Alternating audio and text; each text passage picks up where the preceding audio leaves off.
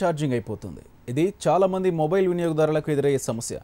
దీనికి ఓ ఉపాయాన్ని ఆలోచించాడు అనంతపురం జిల్లా జేఎన్టీయూ విద్యార్థి. రూపాయి కాయిన్ బాక్స్ తరహాలో పే ఛార్జ్ను రూపొందించాడు.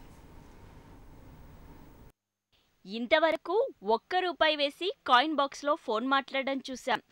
ఇప్పుడు ₹1 వేసి 5 నిమిషాలు మొబైల్ ఫోన్కు ఛార్జింగ్ చేసుకోవచ్చు.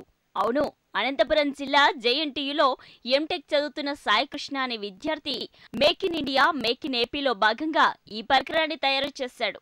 ఇందులో కాయిన్ బాక్స్ తరహాలో ₹1 వేస్తే 5 నిమిషాలు మొబైల్కు ఛార్జ్ అవుతుంది.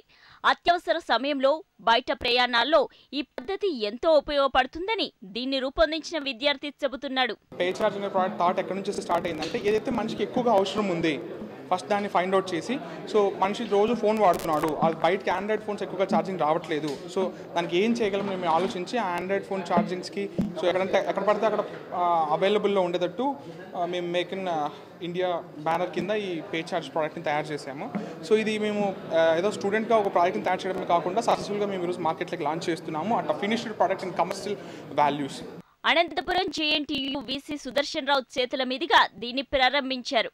మేక్ ఇన్ అనంతపురం ప్రాజెక్టులో భాగంగా దీన్ని తయారు చేసినట్లు చెబుతున్నారు విద్యార్థులు.